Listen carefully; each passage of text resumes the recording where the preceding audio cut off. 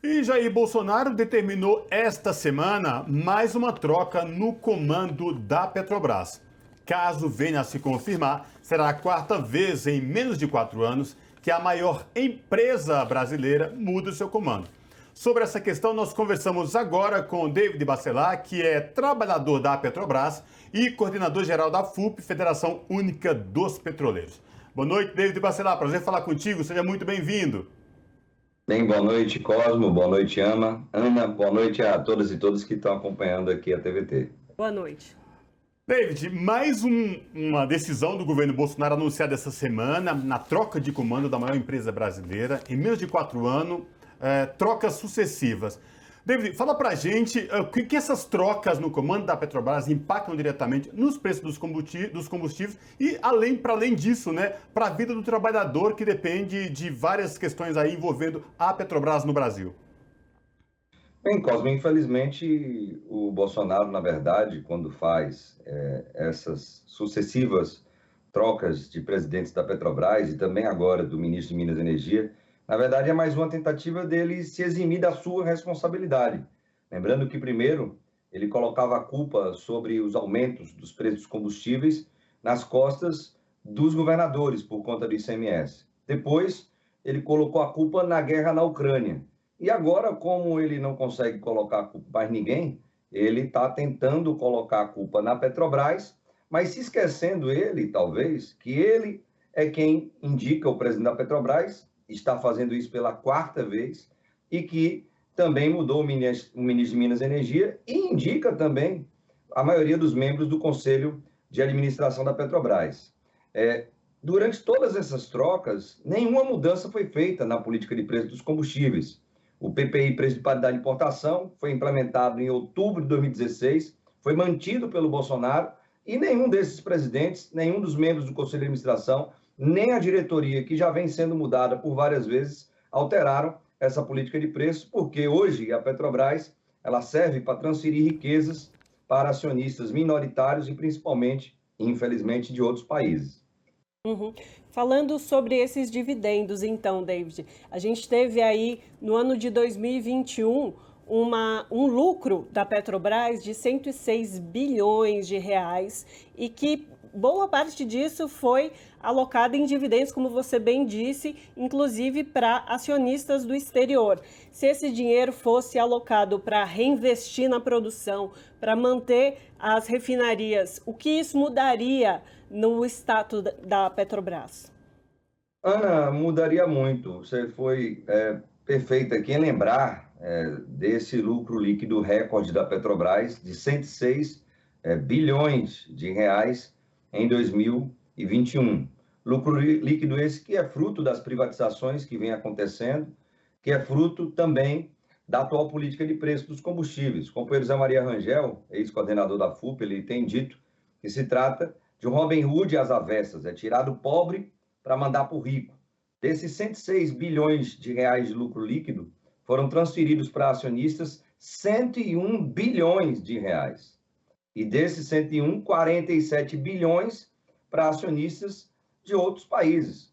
Infelizmente, isso ocorreu em 2021 e ocorre agora também em 2022. No primeiro trimestre de 2022, a Petrobras teve um novo lucro líquido recorde de 44 bilhões de reais e, pasmem, passaram para acionistas minoritários e também para a União, juntando todo mundo, 48 bilhões de reais em dividendos.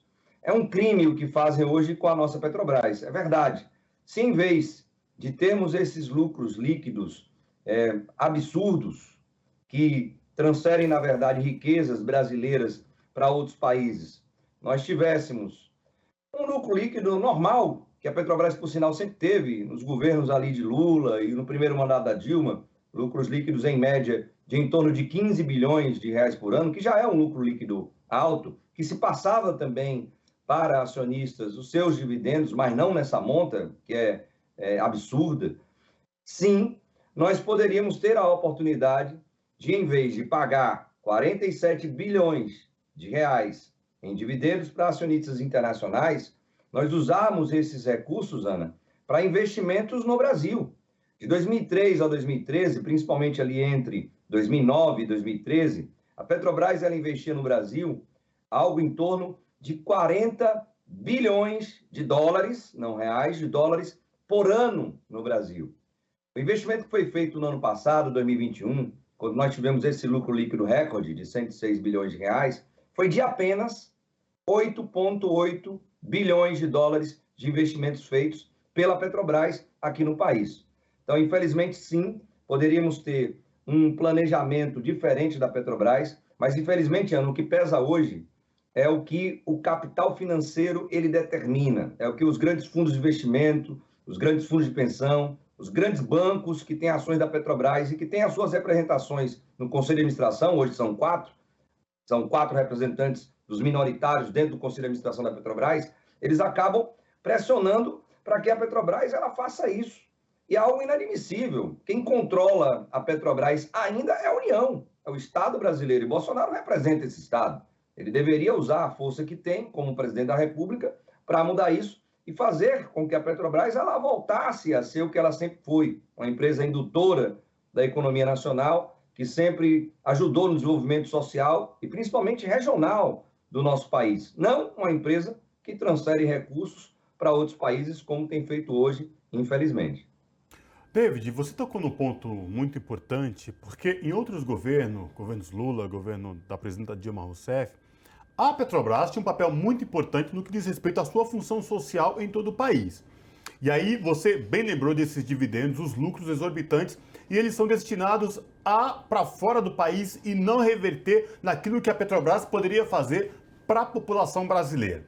E hoje o que nós vemos é a população mais carente que mal consegue comprar um bujão de gás para se alimentar, para cozinhar, o que está tão difícil porque comprar alimentos hoje em dia também está muito complicado no país, com milhões e milhões de pessoas com insegurança alimentar e com fome. Mas, David, o que fazer para reverter essa situação e fazer com que a Petrobras, de fato, se torne e volte a ter esse papel social que ela sempre exerceu em outros governos progressistas aqui no Brasil? Bem, Cosmo, como o próprio presidente Lula ele tem colocado em diversas entrevistas, nós precisamos abrasileirar os preços dos combustíveis aqui no Brasil. Nós precisamos fazer com que a Petrobras, como você bem colocou, ela cumpra o seu papel social, que, por sinal, está na lei que a criou em 53, a Lei 2004, e que está também no seu Estatuto Social. Nós precisamos que a Petrobras, como foi dito pelo professor que acompanha aqui a Fundação Perseu Abramo, diretor da Fundação Perseu Abramo, nós precisamos que, por exemplo, os preços no Brasil dos combustíveis, eles não levem em consideração apenas esses parâmetros internacionais. Nós temos autossuficiência no petróleo. Nós produzimos tudo aquilo que consumimos de petróleo e ainda exportamos quase 1 milhão de barris de petróleo por dia. Nós temos refinarias que conseguem refinar esse petróleo, que é todo brasileiro, que é utilizado nas nossas refinarias, e atender boa parte da demanda interna. Consequentemente, deveriam também ser levados em consideração principalmente os custos internos de produção de petróleo e de refino do petróleo. Até porque nós temos os trabalhadores e trabalhadoras da Petrobras recebendo em real, eu sou um exemplo disso, não recebem em dólar. Nós temos boa parte dos fornecedores da Petrobras recebendo em real, não recebem em dólar. E temos um custo de produção de petróleo baixo, se comparado com outras empresas petrolíferas do mundo. Hoje, temos um custo de produção girando em torno de 28, 30 dólares. Por que você atrelar mesmo tudo que é produzido no Brasil com o preço de paridade de importação, ou seja, com o barril do petróleo no mercado internacional, com o dólar, com custos de importação? Não faz sentido. Então, Cosmo, nós deveríamos ter uma política de preços diferente, que levassem também em consideração os nossos custos internos, e temos já a necessidade de concluir as obras que a Lava Jato parou. A Operação Lava Jato, além de ter dizimado a engenharia nacional, acabando com 4 milhões e 400 mil postos de trabalho no nosso país, segundo o estudo que está bem divulgado pelo Diese, que, por sinal, é uma das fundamentações da ação judicial que levou o Moro a ser réu, o juiz ladrão, como disse o Glauber Braga, que agora está pagando a conta. Além disso, de ter destruído as empresas de engenharia nacional, a Lava Jato, ela parou essas grandes obras. Nós tínhamos, Cosme e Ana, refinarias que tinham mais de 80% de conclusão da sua obra. Estamos falando do Compeg, o Complexo Petroquímico no Rio de Janeiro. Era para além da refinaria, era uma refinaria com plantas petroquímicas. Nós tínhamos o segundo trem, ou seja, a segunda metade da refinaria Abreu e Lima, lá em Pernambuco, com mais de 80% da obra também conclusa. E essas obras elas foram criminosamente paradas. Elas não tiveram continuidade. Se essas refinarias elas estivessem hoje já operando, se nós tivéssemos a ampliação que estava prevista nos governos Lula e no governo da Dilma, lembro-me aqui do Plano de Negócio de Gestão 2014-18, porque estava no Conselho de Administração na época, e havia essa sinalização de ampliação do nosso parque de refino. Além dessas novas refinarias que entrariam, que aqui foram citadas, nós teríamos a Prêmio 1 e Prêmio 2 no Ceará e também ali no Maranhão. Nós teríamos novas unidades de coqueamento nas refinarias que não têm essas unidades, para, em vez de produzir óleo combustível, como temos o caso da refinaria da Bahia, que infelizmente foi privatizada, nós produzimos diesel. Então, nós teríamos o atendimento, Cosmo, de toda a demanda interna. E estamos falando de uma demanda grande. Estamos falando do Brasil, que hoje é o 6º país em consumo de combustíveis no mundo.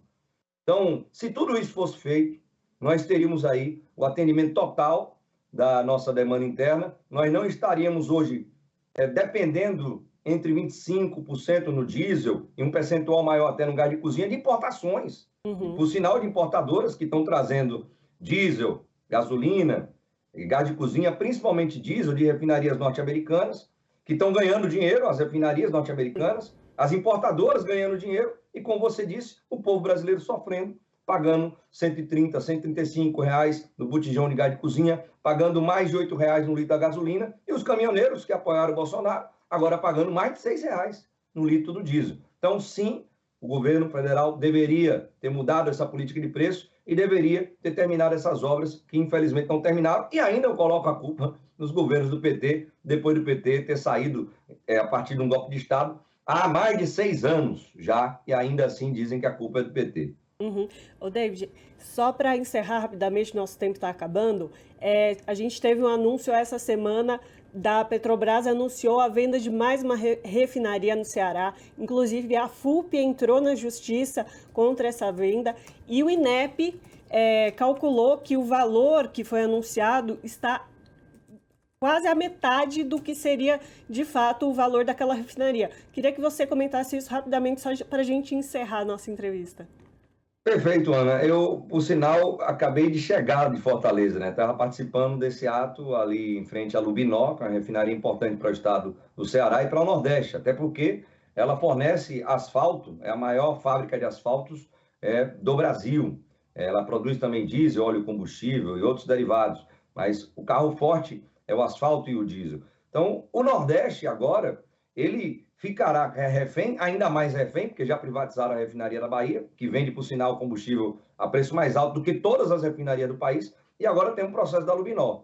Como você bem citou, essa refinaria, ela foi subvalorizada, ela foi vendida por 55% do seu valor de mercado, segundo o INEP, e não somente o INEP disse isso, Ana, também o BTG Pactual, está aí em qualquer site, as pessoas podem pesquisar, ele já disse que também ela foi subvalorizada. E por conta disso, por conta de outras irregularidades e da inconstitucionalidade dessa privatização, sim, nós entramos com outra ação judicial questionando essa venda que é ilegal e que é inconstitucional. Mas além, obviamente, das ações judiciais, as interlocuções políticas, elas continuam, e hoje fizemos um ato que ocorreu não só ali no Lubinó, no Ceará, mas também em todo o Brasil, desde o Amazonas até o sul do nosso país, denunciando mais essa privataria, agora não mais tucana, mas bolsonarista, que infelizmente tem entregue aí o nosso patrimônio público na Bacia das Almas, infelizmente.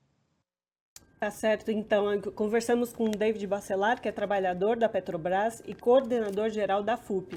Muito obrigado, David, pela sua participação. Abraço, David. Nós que agradecemos, Ana e Cosmo, até a próxima, e a FUP está sempre à disposição. Abraço.